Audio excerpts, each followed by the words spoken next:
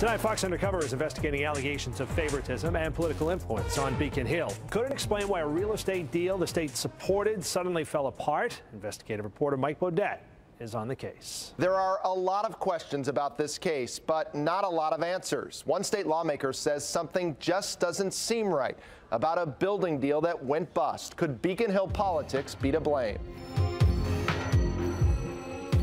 Mosquitoes are the enemy for Bristol County Mosquito Control.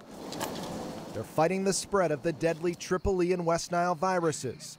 But that's not the only problem on their hands. It can be depressing. It's a morale killer. Jennifer Dacey is the superintendent and says Mosquito Control desperately needs to move out of their building in Taunton. Well, we need a new building that's handicap accessible.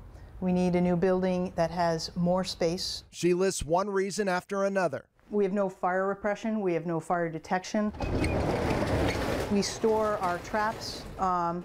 It's also our lunchroom. A lunchroom with mice, a building with issues. Structural problems. We do get the occasional roof leak. The doors, this door does not lock. We have to take a padlock and put it in so the roller can't extend beyond the padlock.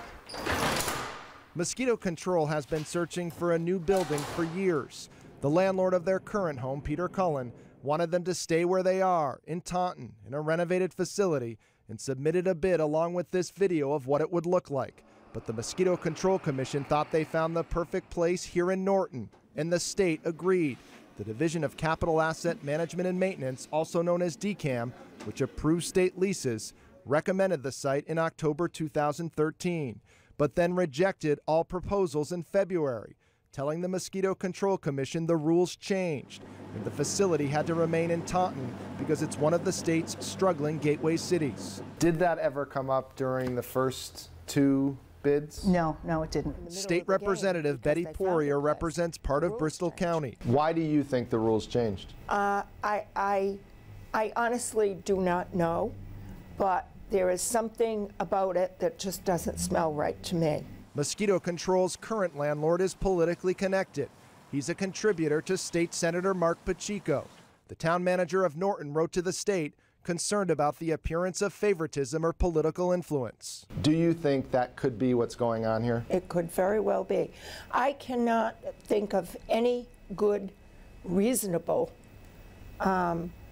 conclusion that would force people to stay under the circumstances that they're in. There is no reasonable human being that would walk into that facility and think that people should remain there.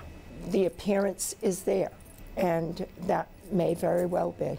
The landlord points out his bid was lower than Norton's and says it should have been picked. He does not believe Senator Pacheco pulled any strings behind the scenes, saying the senator did what was best for the Commonwealth.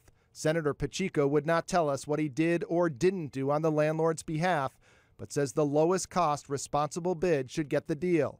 I too am frustrated that the Bristol County Mosquito Control location is not resolved. Representative Poirier stands by her concerns that something seems fishy. I'm hoping that bringing light to the situation will cause something to happen. Mosquito Control Commissioner Arthur Tobin says even though the landlord's bid was lower than Norton's, it did not meet the square footage requirements. DCAM, the state division that rejected all the bids, would not say if Senator Pacheco called to lobby on the landlord's behalf, but explained the rule change that requires the building to be in a so-called gateway city as part of the state's objective of promoting investment in gateway cities. New bids are being requested yet again, but the landlord says he's not bidding this time because he's fed up with the process. He's also made some improvements to the existing building since we were out there with our camera. I'm Mike Bodette for Fox Undercover.